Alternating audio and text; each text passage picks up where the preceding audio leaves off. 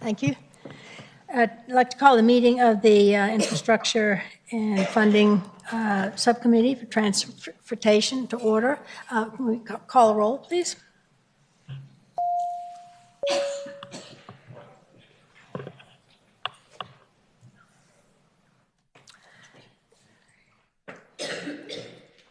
All right, we have 7 present. Great. I want to. A lot of people, as usual, trying to get a lot of different places. So I want to call up HB 1110 by Delegate Wyatt first. You're fine there if you like that, whenever you're comfortable. Thank you, Madam Chair. House Bill 1110 provides some additional context to automated toll enforcement or exceptions from the definition of owner, vehicle renter, or vehicle leasing companies applies only if such companies meet existing requirements related to handling of toll invoices of rented or leased vehicles. Currently, there is confusion in the industry about the owner of the vehicle that ultimately resolves it or requires unnecessary or tolls that are paid when someone would lease a vehicle. A rental company, of course, is not the owner, while the leasee is when they are driving the vehicle. So they would like to, within 30 days, and Section M of the bill requires that the leaseor provide leasees information so anyone that would violate a toll, they can contact them directly and recover any toll expense that may be incurred while the individual is leasing from one of the leaseors. I hope the committee will look favorable on the bill. Thank you. Any questions from committee members about this bill? Any comments in favor of the bill in our audience?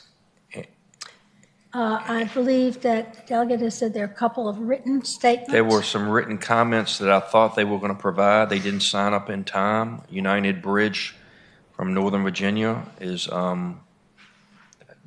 in support of this? Yes, ma'am. Mm-hmm. And so they were sending 2 written comments? That's correct. All right.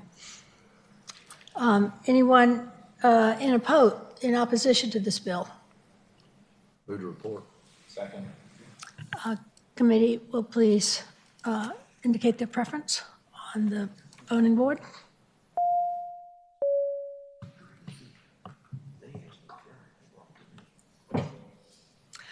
Delegate White, your bill reports 7-0. Thank you, Madam Chair. Thank you. Next, we have HB 1352. Delegate Henson, the delegate patron has asked us to strike this bill. Is anyone here to speak for the bill? All right, then is a move to strike the bill? Move. Second. Second.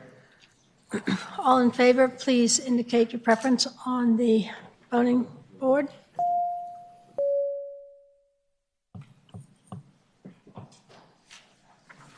HB 1352 is stricken from the docket. We have next Delegate Runyon. Delegate Runyon here? All right.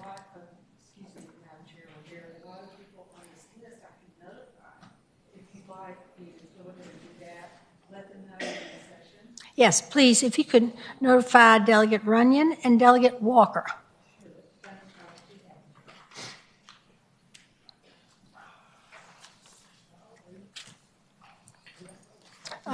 Committee. Yeah. Well, we do have 3 bills we can discuss. Delegate Reed. Let's look at HB 142. Delegate Reed. Thank you, Madam Chair. If it's okay, I'll just stay here. Yes, that's right. Okay, so on House Bill 142, the intent behind this was to provide a way for VDOT to allow for additional installation of crosswalks in certain areas. It's my understanding through working with VDOT that they have updated their internal processes and procedures, which we believe will actually address this, and VDOT has been working with the Northern Virginia District to share those new guidelines. And so I think it would be appropriate if this were continued until 2025. All right. So moved. All right, all in favor of continuing HB 142? Voice vote? Aye. Aye. All right, Delegate Reed, HB 142 is continued till 2025. All right, thank you, Can you Madam tell Chair. us about HB 143, what it does and why we need it? Yes, thank you, Madam Chair. I do have an amendment in the nature of a substitute for House Bill 143. Move the substitute? Second. All right, all in favor? Aye. I didn't think I could. And Madam Chair, thank you, and members of the subcommittee. This has already been posted online, so you should have the ability to be able to look at that and see the details. Let me tell you what the intent behind this was. In certain areas around the Commonwealth where there are homeowners associations that have memorandums of understanding and memorandums of agreement with VDOT to be able to maintain some of the areas that are inside of their property owners association, what we have run into is that sometimes that there will be utility work that is being done that has been taken care of by that local residential area, and they will not have been notified that this work was going to occur, and then after it has occurred, it's supposed to be returned to the state that it was originally. And so what this piece of legislation does now, as amended, is ask that it requires that VDOT in their database that they will now have the utilities identify what are going to be residential areas that they are doing utility work in, and it'll provide at least 7 days of advance notice. It'll be maintained in the database for 90 days. And through a lot of hard work with VDOT as well as the utilities, what ends up happening is that this makes sure that it's being put in there, but we're not identifying anything that is considered critical infrastructure or anything that would potentially be considered critical energy infrastructure or controlled unclassified information about any utility work. And so the intent behind this is to be able to add to the database that VDOT is developing the ability for those utilities to identify that they're doing work in those areas, and then the utilities, or not the utilities, the homeowners association would then be able to look at this database, see when this is occurring, and then be able to be prepared for the work to occur in their area. Thank you. Questions from committee members? Do we have anyone in the audience who'd like to speak in support of this bill? They don't have to notice the homeowners association. Not the other property owner. Okay. I didn't want to get into that. Madam Chair, members of the committee, my name is Patrina Jones-Robleski, and I work for Columbia Gas of Virginia, and we do support this bill. We actually think it aligns with our work zone safety goals. The more that drivers are aware of work zones in their area, then they're likely to add more drive time into their commute and potentially engage in more safe behavior, less impatient, risky behavior. So thank you very much to the patron. Thank you. Madam Chair, committee member Scott McGarry of Washington Gas. We also very strongly support this bill, and it's been a great pleasure working with Delegate Reed, along with Ms. Maxwell of VDOT, and my colleagues and stakeholders here, and hope very much it'll be your pleasure to recommend reporting the bill. Thank you. Thank you. Good morning, Madam Chair. Morgan Whalen with Virginia Natural Gas. Similar comments. We really thank the patron for, I think it's a great balance between public notification while also preserving some of the critical natures of our infrastructure. So thank you. Thank you. Anyone else in support? Anyone in opposition to HB 143?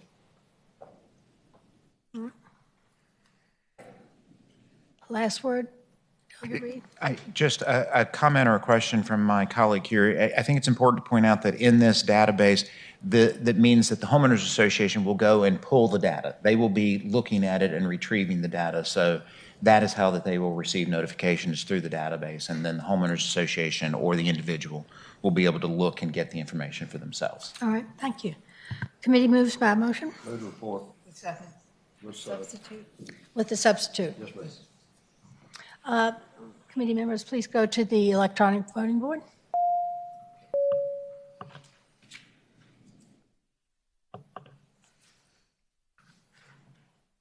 Delegate Reed, your bill reports HB 143, 7-0. Thank you, Madam Chair. And you committee have members. one last in your trio here, HB 144. Can you tell us about this? I believe there's also a substitute. Yes, Madam Chair, there is an amendment in the nature of a substitute. Second. All in favor, substitute? Aye. Thank you. Okay, Madam Chair, as substituted in front of you, again, this is about notification, but whereas the previous one created or adds to the database that VDOT is already developing, where homeowners association and individuals would go and pull the data. In this instance, when there is going to be a speed limit change in an area, then VDOT would notify the locality. The locality would then have the responsibility of notifying the homeowners association that this speed limit change is going to occur. And again, this is one of those items that comes from local constituents where they'll be in an area and the speed limit is currently 35, and then it's going to go up to 40 or 45, and they're just not aware of it, and they need to be aware of it so that they can kind of prepare. What has been taken out of the original bill is that there was information in here that was going to require a posting of signage. That created a fiscal impact, and so now it is going to be going to the locality. The locality then has the responsibility of notifying the homeowners association.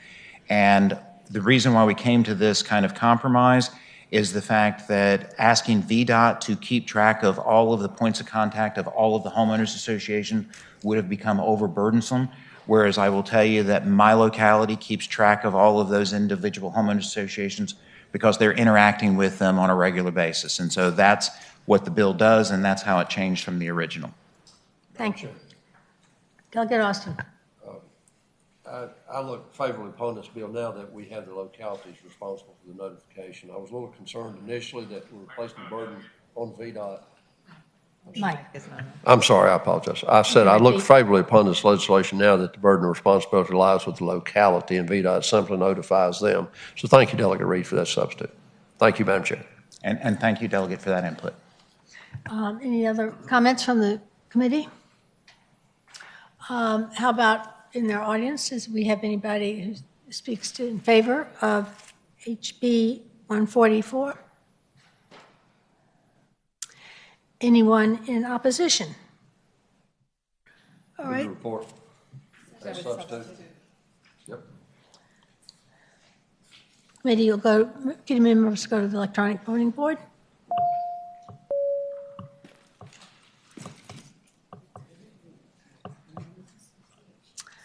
Delegate Reed, HB 144, reports from the committee, 7-0. Thank you very much. I see Delegate Runyon. Good morning, Madam Chair and members of the subcommittee. So, House Bill 1254 is a smart, effective use to create a flexible use of our existing state of good repair monies. It was a result of a JLARC study, and JLARC, Mr. Brown is here and can speak to the details if you wish. JLARC is very supportive, and my good friends at VDOT just whispered into my ear they're very supportive of this change. What it does is creates a wider opportunity to fix structures, bridges, before they get in such disrepair that it's very expensive to fix them. They call the program the cusp. So in talking to my local bridge engineer, he said the technology is so improved now they can extend these things by decades. And so we're getting a whole lot more bang for our buck. And so this bill allows for that. I think it's good, it's smart, effective government, and would appreciate y'all's support. Happy to answer any questions. Great. Committee members, any questions for the delegate? All right. JLARC? He explained it very well. I can answer questions. But Thank you. It can save millions of dollars a year if it's done statewide. It's very smart. All right, thanks. Any other statements in support, Bill?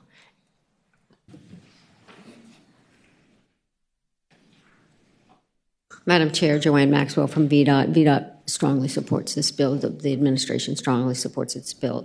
It's an agency bill. Thank you.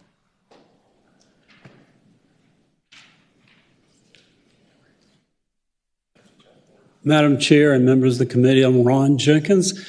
I serve for the Virginia Loggers Association. I've been with them since 2015, and probably one of the most pressing issues I hear from business owners in the logging, as well as forest products mills, is the when a bridge is posted to a lower weight, it creates problems and challenges on two sides. One is they have a lot more mileage to create or go around to get to their point of destination from the private lands that they might be serving to the mills. And number two is the safety of the roads that they have to travel now that they're going through a circuitous type of route to get to their point. So we certainly support HB 1254, and we appreciate Chris Runyon or Delegate Runyon for bringing this up. Thank you. Thank you. Good morning. Hobie Bowen, Virginia Poultry Federation. The statements that he just made really apply in the poultry industry as well. We think this is a great opportunity and encourage support for the bill. Thank you. Thank you. Madam Chair, members of the committee, Corey Connors with the Virginia Forestry Association. We'd like to associate ourselves with the comments of the Virginia Loggers Association. Thank Delegate Runyon for carrying this bill, and we support it. Thank you.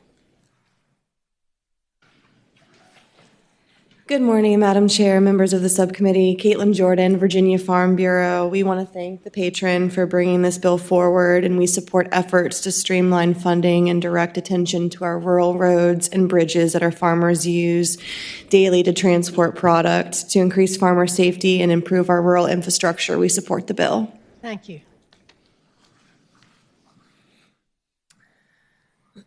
Anyone in opposition to the bill? Last comments? Delegate? No, ma'am. I think we're good. All Appreciate your all's consideration. Committee moves by. Move to report. Second. Board members will please go to the voting board.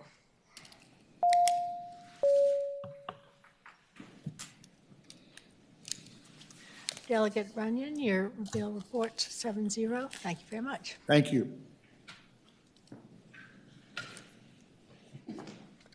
Delegate Walker. What a morning here. Okay. Good morning. HB 1331. What we're asking here, let me just state what we have here, authorizes the conveyance of an easement in Campbell County by the Department of State Police in conjunction with the Department of Transportation. Calvary Chapel in Lynchburg wishes to purchase the property at 1335 Tower Hill Road in Rustburg, which includes a communication tower as an agreement with allows them to purchase the property. So they're purchasing the property with the tower on it. In 2021, the church representatives reached out to DGS regarding their request for an access easement to the Long Mountain parcel, which had recently been conveyed permanently to the VS, Virginia State Police. The church had confirmed that there are no available access routes, alternatives, besides the mountaintop site, and therefore they're requesting access to this. Right now, there is no statutory authority for an agency to enter into an easement with a private party without the authorization of legislation. DGS recommended that Calvary Chapel pursue the General Assembly's approval, which is why I'm here today for this bill. This church has collaborated with DGS, VSP, and VDOT on this legislation with no objections from these agencies. Our office has also communicated with the agencies as well as nobody else has objections to the conveyance of this easement. All the church is asking for is an easement to get up to the top of the mountain where they have a tower, and they'd like to use that tower for part of their ministry. Thank you. So that's what we need. Any We need access questions from there. committee members? Delegate Watt. Thank you. Thank you, Madam Chairman. Just a technical question. Since this is a Section 1 bill, even though it seems to be special legislation, it isn't going to require a 4/5 vote on the floor, is it, or will it? Counsel? Madam Chair, I would need to review the draft again to give you a definite answer on that. It's very specific as to laying it out, and I just wanted to make sure that we were all aware of how this needs to proceed. I certainly support the bill, but that's a technical inquiry. A good point. Thank you. Any other questions? Any members? Anyone in the audience to speak in favor of this bill? Madam Chair. Delegate Austin. In regard to Delegate Watts' comment, I think that's a very appropriate comment, and I do think, do we need clarification of that before we vote on this bill? You don't think so? No. Okay, so we can proceed, and then it will be determined if it's need 2/3. Okay, thank you. So, Madam Chair, having said that, I would move that we report the bill. Second. Committee members will please go to the voting board.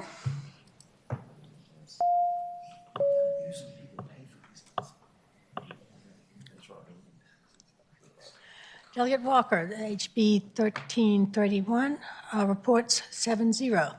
Thank you, Madam Chair and committee members. All right. Is there any other business to come before the committee? All right. Thank you, Madam Chair. Move to adjourn? Second. All right. All in favor? All right. Committee's adjourned.